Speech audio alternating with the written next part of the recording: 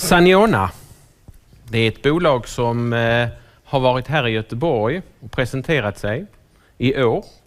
Det är ett bolag som jag vet att många utav er som sitter här är aktieägare i. Och det är ett bolag som jag vet att många som följer oss via webben också har ett intresse kring. Jag vet att ni har sett fram emot att få höra en statusrapport var bolaget befinner sig och vad som kan tänkas finnas i pipeline. Vi har nöjet att få lyssna till Thomas Feldthus. Varsågod. Tack ska du ha. Ja, det är riktigt många dage, jag är glad för. I will do this presentation in English. I still not learned Swedish, but I promised to do it this year. I'm behind schedule on this one, but let's see. And I will progress in the autumn, I'm afraid. So just for this presentation, I had a presentation together with Jørgen Dreyer, the CEO, at Sedermeradagen in Lund, and this wouldn't be a development, I could say, on this presentation. So this is the same topics I will cover in this presentation. But I will come with some news in relation to this. And what I will go into is to talk a little bit more about the listing of OMX, which we announced we were going for last month, and then we'll do this in 2016. Also, I will speak about 363, come in was give you a status where we are, and elaborate a little bit about our plans for the phase 1 study, which is going to happen from Q4 this year. And then also I will go a little bit into speaking a little bit about our thinking in relation to development of TESOFENSINE for type 2 diabetes. And here are in particular what some phase 2A studies we are thinking about performing ourselves.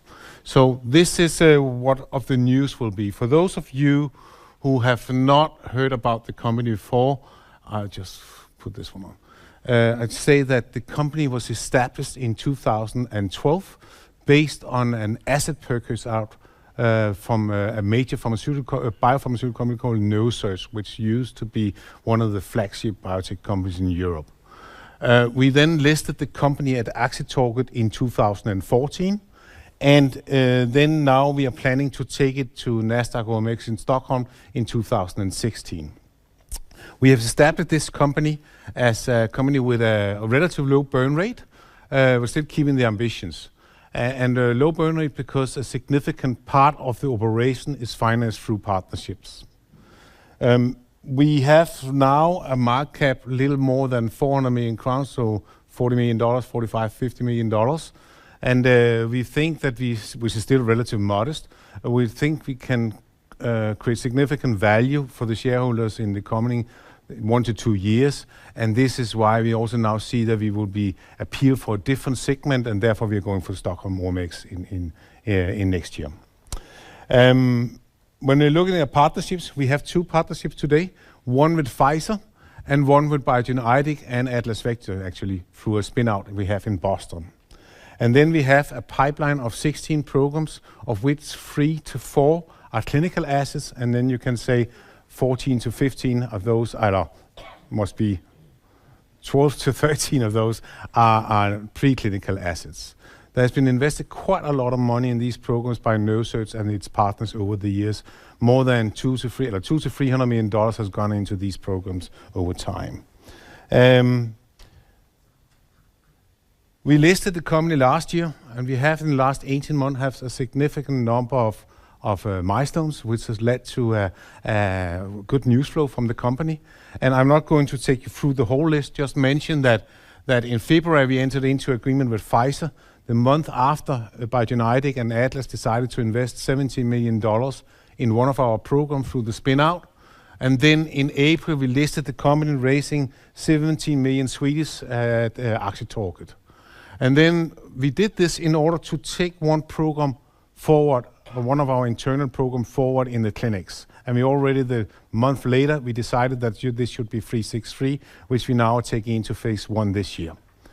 And then you could say a lot of stuff happened, but in October I would say that we acquired a very interesting compound which has been in phase 2 for obesity, and which we now are planning to reposition into diabetes.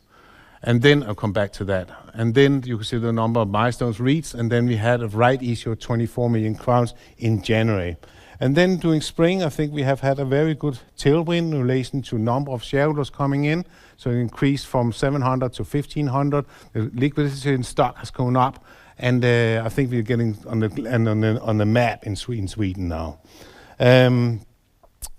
Going forward, I think it's also going to be another hectic period in the next 12-18 months.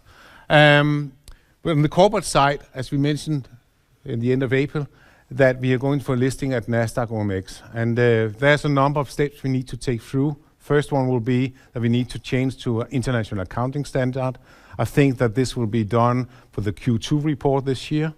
Then we also will need to look at the government structure, and here we have already taken the first step. So I decided to step down from the board last month because this is not in compliance with the good corporate standard. And then we are now looking for 2 to 3 independent board members to join the board. And then we will implement, you could say, all the regulatory rules and so forth, and we have a pre-GAAP analysis together with our auditors before we will finish up in the end of the year and then go for an application. This could have been done in 3 months. It could have been done 6 months and 9 months. We have taken to take it easy because we don't want to overspend money on this. And if we do it slowly in this way, then we don't have to spend too much money on it. So this is how we are moving. When we are looking at the pipeline, then we expect to start phase 1, 363, in Q4 this year. This study will, we will have the result for this study about 9 months later in the summer, in 2016. In addition to this, we are now considering to start up a phase 2A proof of concept study for TESOFENSINE in order to position it for type 2 diabetes together with a partner. And then finally, we hope to select the second preclinical candidate for internal development during the coming 12 to 18 months. On the partnership side, then we hope for another milestone from Pfizer. Also, we hope to select a clinical candidate either with Pfizer or Biogen within the next 12 to 18 months, meaning that this program also moving into preclinical development. And then we are also looking for potential new partnerships based on ongoing discussion we already have. Here under including potential progressing one of our clinical assets together with a partner. So this is what we are looking for the next 12 to 18 months. And saying that right now, because it takes time, it takes 9 months to make a deal, just like a baby, basically. That's the way it is after the purchase decision. Now, how are we commercializing all these assets? Because we got a lot of them. We do it through 3 different strategies. One is that we establish early stage research development collaboration as we did with Pfizer. And we have a significant network in the industry and significant experience in doing these types of collaborations. The other one is that we are taking selected programs and develop them internally, take them through phase 1 and phase 2 clinical trials in order to build value into these programs before we out-license to third parties. And this is basically what we are raising money for through our finance rounds. And then we are making spin-outs. This one is a show with Biogen and Atlas Ventures, where we have an ownership structure in this company, ownership in this company. It could also be a separate listing at Aktietorget or First North. If we are looking at our partnerships, we have 2 collaborations. They are fully financed. We retain a significant part of the upside. The first one with Pfizer, which is among the top 2, 3, depending on what you're measuring at, pharmaceutical companies in the world. This program is based on one of our ion channel programs. Pfizer has the exclusive right for commercializing it and developing it. We are looking for making the research on the full finance agreement, this one. And then we have $52 million in milestones. We received 1.5 million upfront, and we just received in January 0.75 million of those. And then we have royalties on product sales. Ataxian, this is a spin-out, it's a different structure. So basically what we did was that we went together with Atlas Ventures, set up a company in Boston, put it in one of our assets in this company, and then Biogen and Atlas Ventures invested in this company. So they decided to invest $17 million, and it has its own management structure, but all research is going on at Saniona under a fee-for-service agreement. And then we own 14% of this company, new company. And Biogen got, in relation to this, an option to acquire the company and the assets when it has completed phase 1 clinical trials. And that should be sufficient money to take this program through to this. At that point, we will then receive 14% of the upfront payment according to our ownership in this company, as well as the earn-outs. And then on top of that, we also have a royalty on the product sales from this company, in addition to the earn-out. So this will provide an exit, and early exit for the company, which could be a significant cash flow into the company, which could potentially also be paid out as dividend at that time. Right, so these are fully financed. I think still we have significant part of the offset side in these deals. We're looking at partnerships, the pipeline. Then we have 16 programs, of which 5 are active today, and these are painted dark blue here. And those we have 3 internally for neuropathic pain, 1 inflammation, and 1 in schizophrenia. And then we have the 2 programs financed by our partners. And then we have TESOFENSINE, which we now are evaluating and considering to taking into phase 2A proof of concept studies in humans for type 2 diabetes. And I come back to this one.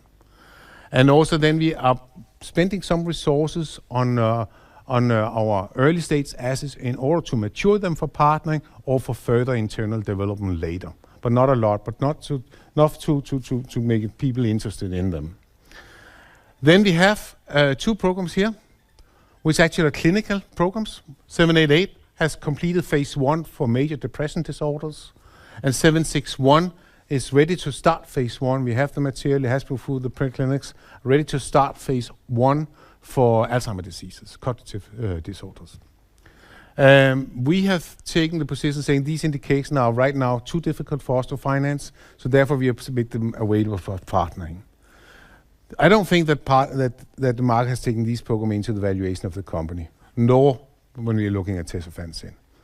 But this also means that they represent significant upsides, and because we would change status, become phase 2 company immediately if we succeed with any partnering these programs, moving them forward.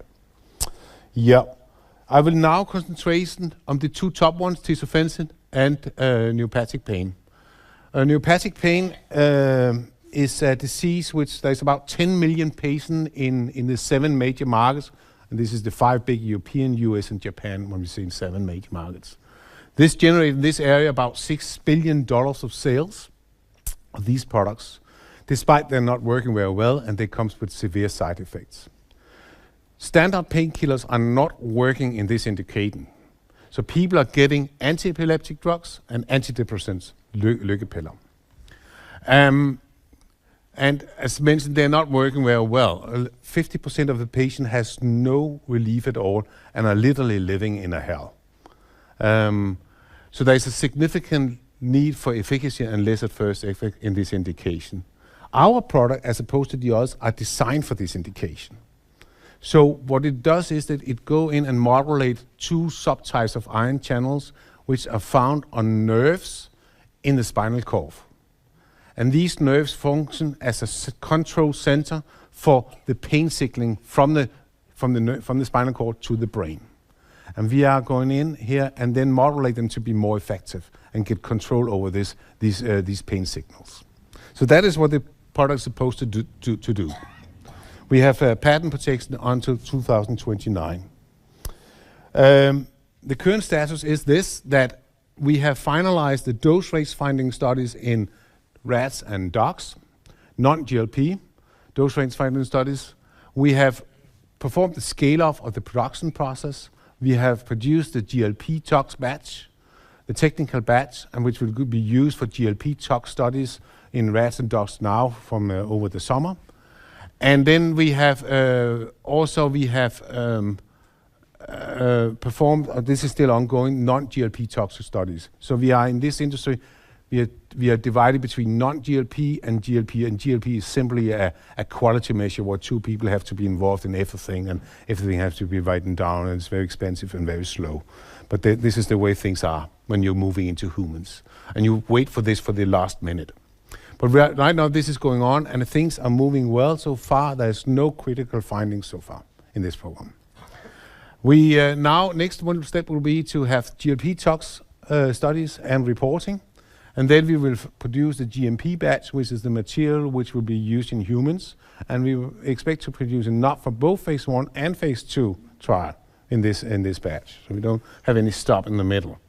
And then we will have to prepare the dose and file it in. And this is scheduled to happen in autumn, and I think that we still are on time for starting up the program in the fourth quarter this year. So what about the phase 1? What's going to happen? Yes, we will develop it on the place called Center for Human Drug Research in Holland. And this is going to be a classical single ascending dose studies where you start one dose at a time in one patient, and then you scale up, and then you go over to take multiple doses afterwards in parallel, or half in parallel. This is going to take 6 to 9 months. And the readouts here is safety, and another readout is pharmacokinetics in humans. But in addition to this, we will also take advantage of these people's, what you call pain card test and no card test. And the no card test is a significant neurological and neurophysiological and neuropsychological test battery, where we will measure alertness, we will measure for motor coordination, how do they move, do they get tired, sedation, the general CNS level in the brain. They will have their minimum and a cognitive performance test and so on. So it's a very broad, significant test battery where they had done it with a lot of these types of drugs before. And then we also will have a PET test, so pain test. So they have made a little torture chamber, you could say, where the patient are undergoing neuropathic pain models and nociceptive, that means direct pain models. And we will then measure how the drug is performing in relation to in these pain models. So we are measuring, you could say, the sensitivity and the pain thresholds in these volunteers in relation to respond to electrical stimulation, to heat and cold, to pressure and so on. And all this is, of course, not patients. These are volunteers. But these data give us very important information about both about the neurological profile of the product, how is it working in the brain, and its pain relief properties. And this will be very helpful both for our confidence in the program, but also to design the phase 2 trials, which we now expect will happen at the end of 2016 if everything goes well. Right, so this is what we plan. So there will be some you could say, early efficacy endpoints here already in next year, over the summer next year. Then I will switch to diabetes and TESOFENSINE. TESOFENSINE has shown extraordinary clinical results in a phase 2 trial for weight loss in obesity. When we think that this product is much more interesting to develop for type 2 diabetes. And there is a very close connection between obesity and, you could say, pancreas failures, liver fat, and development of type 2 diabetes in people. And this next slide can show the connection and the scale of the problem. So on the top, you have the development of obesity in the United States over the last 25, 30 years. And at the bottom, you have the development of diabetes. And what you can see here is it is an endemic. It means that it's spread from the east to the west. And what you see now is by 2010, all the East Coast states are now reporting that more than 26% of their population has a BMI above 30. But perhaps what most scaring is that the same states, the whole East Coast now, are reporting that 9%, or more than 9% of the population has type 2 diabetes. And this is a serious disease. So this is very scary, a big problem. There is about 53 million patients in the 7 major markets, according to Data Monitor, which generates sales today about $23 billion in these markets. Worldwide, there is about 200 million of those patients, by the way. The total cost in the United States is $174 billion. This is a very high number. It is more than 1% of the gross domestic product in the US. So this is clearly a visible problem, even in the national budget in the US. So it's a huge problem. So most chronic type 2 diabetes patients, they are considered as having a chronic, slowly progressing disease. All drugs today developed for this indication are used for glucose control. And the patients are typically switched between the different regimes every third to fourth year because they're developing of resistance. And many patients are developing severe complication. And this, with severe complication, we mean heart attack, it's stroke, it is blindness, and also neuropathic pain in the legs and so on. So this is a significant problem and comes with severe consequences for the people involved in this. So there is a significant unmet medical need. What we intend to do is we see this tesofensine in this indication as a new interesting product which can be used in parallel to existing therapies or as an add-on therapy. And what we even see is the possibility that we may take large patient groups into long-term remission in this indication. And that is very new and very important. But let's see what's going on when we go along. It's a pretty old compound. Sedermerada expired in 2017. We have additional patents and patent application. A use patent within diabetes, a combination patent with a beta blocker, as well as a production patent and formulation patents. And combined, this will give us protection up to 2034.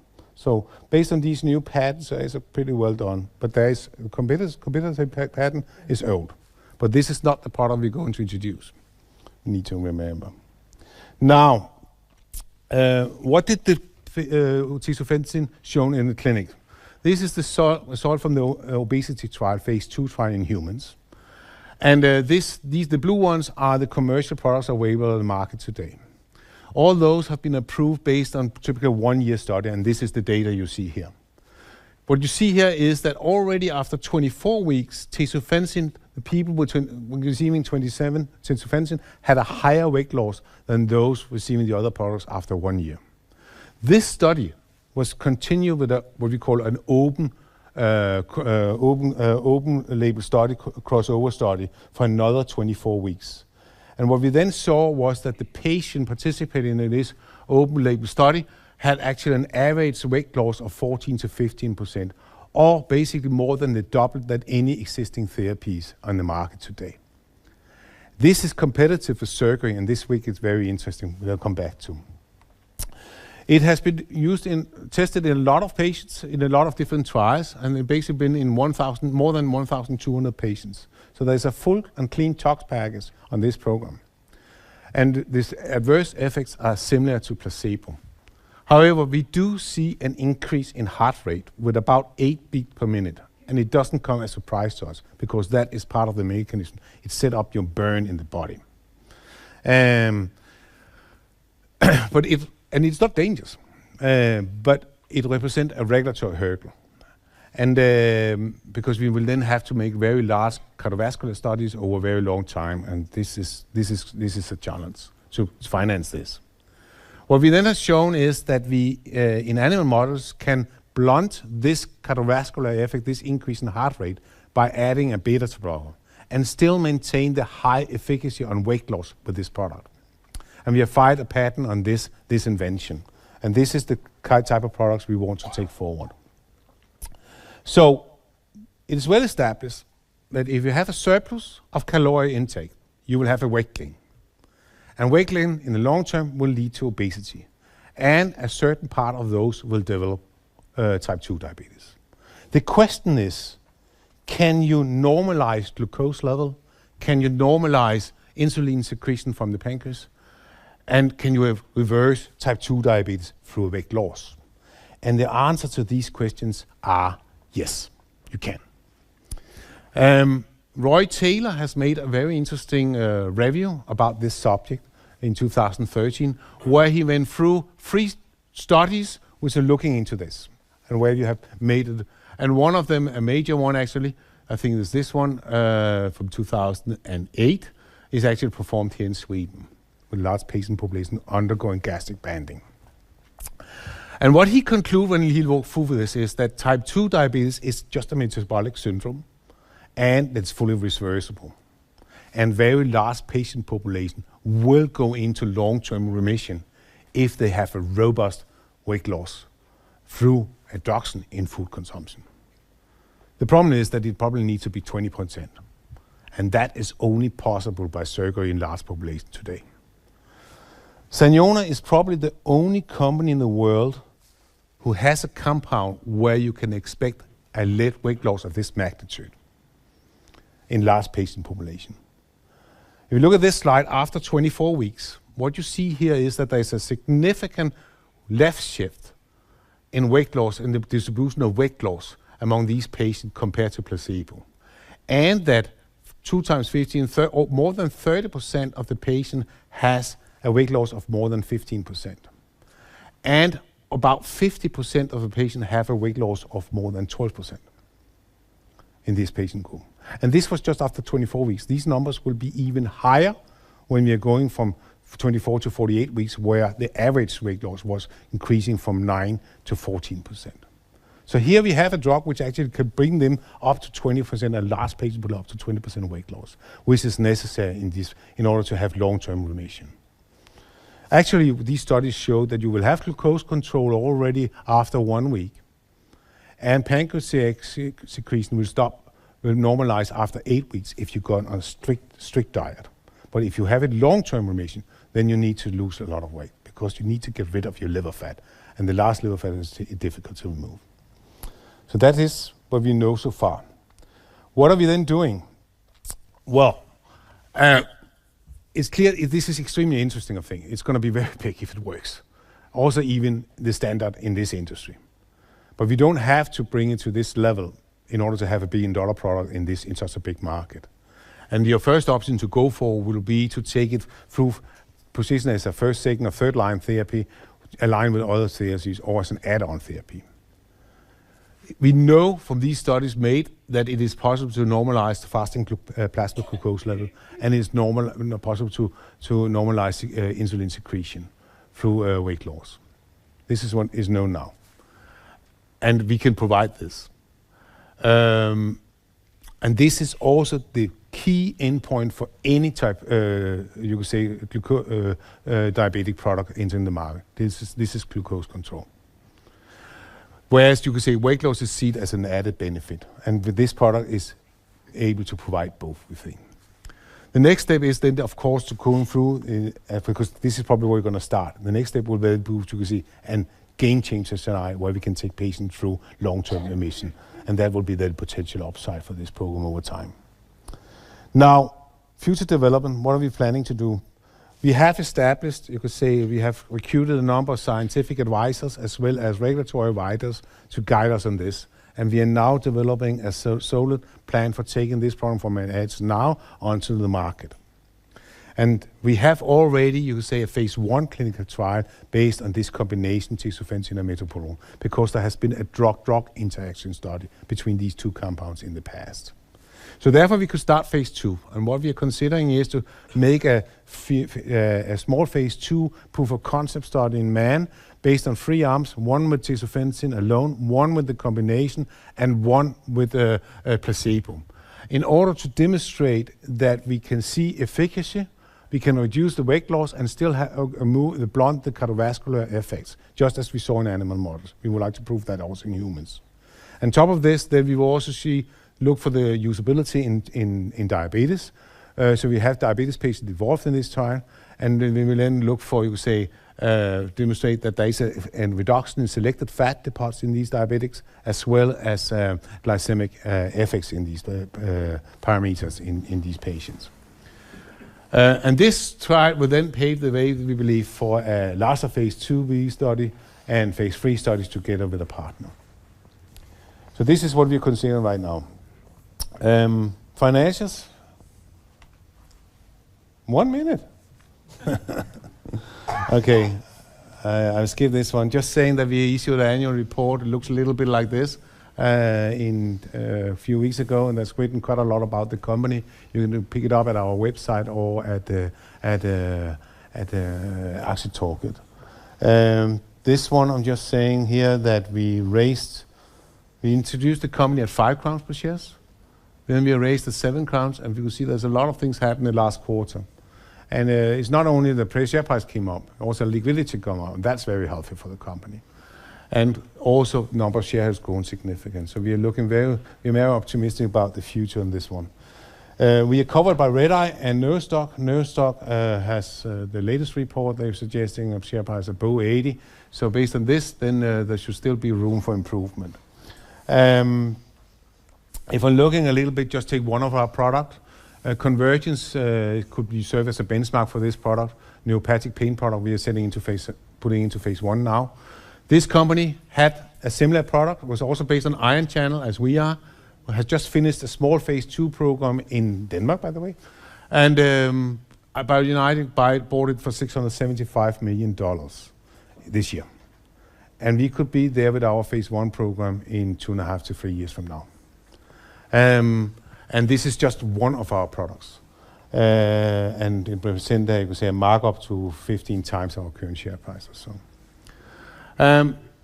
This slide is just a comparison of Swedish biotech, where we have Saniona here on the left, and other major companies listed at OMX, First North, and Aktietorget. They are all focused on developing pharmaceuticals.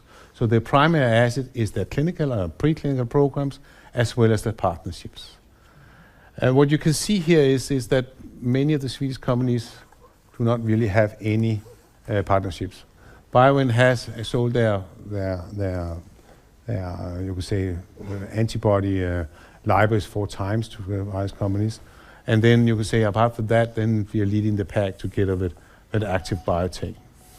Also, you can see that they're relative early stage, narrow platform, despite their significant value also compared to Saniona. So, is it mine or? And so I think actually I'm still very comfortable with the current market valuation. I think we can create significant value based on this slide, also going forward. And particularly if you're saying that we now are starting up a phase 1 trial and a phase 2 trial, then we also have not only a broad pipeline, but also a relative late pipeline very soon.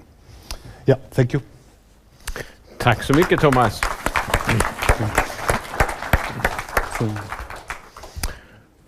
Okej, frågor? Ja, direkt 2 stycken här. Vänta. Repeat the question, please. Jag såg på en av sliderna här att du hade ett preparat som heter AN470 mot schizofreni. Där finns ju ett svensknoterat bolag som heter Gabbader som arbetar med samma. Kan du nämna någonting hur den kapplöpningen mot lösningen går? Yeah, I must say that I have looked at GABA, and I don't know what their compounds are doing. This compound here, because I don't think that they disclose that much. This compound, what we have 470, is what we call a GABA5A NAM. It means that it downregulates one specific subtype of GABA receptors found in the brain. And it's an extremely interesting concept. We are principally could start preclinical development. It's a very heavy program to make together with Johnson & Johnson. We have synthesized more than 2,000 compounds in the past over this. We just got it back in January. I had a presentation about this at in Göteborg actually last time I was here, and you can take a look at it because it takes quite a long time to go through.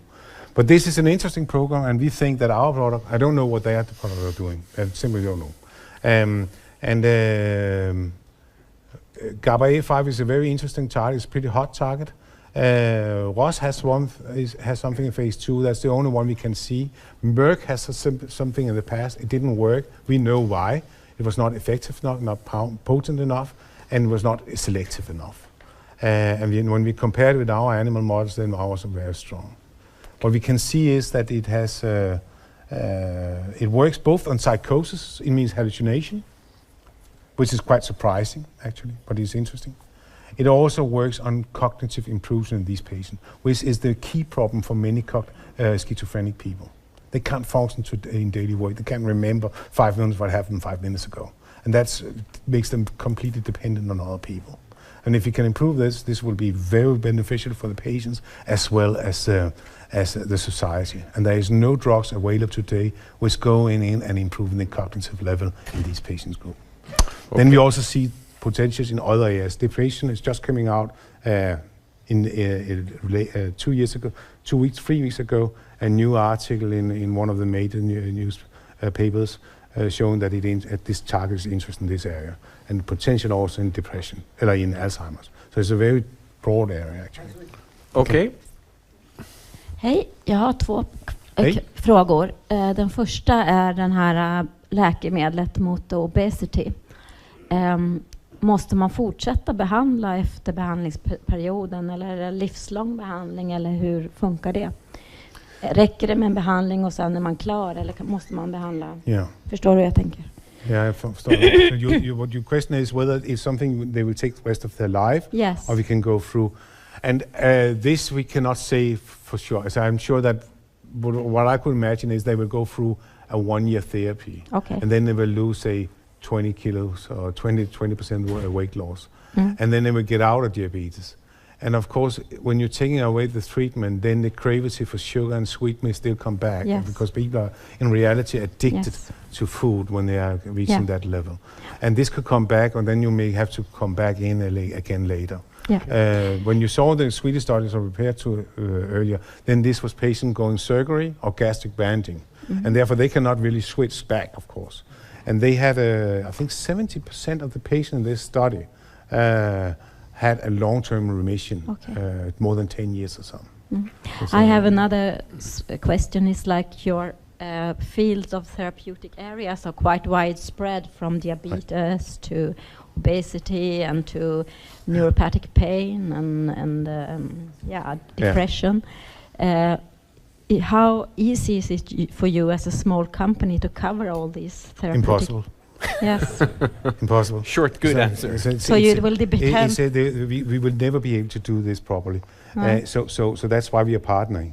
Yeah. So we don't. So we can't disclose what the agreement with Pfizer is about. And Yes. we can't disclose. But how do you know? But who the is Ataxia, it? for instance, we're doing with BioJedi.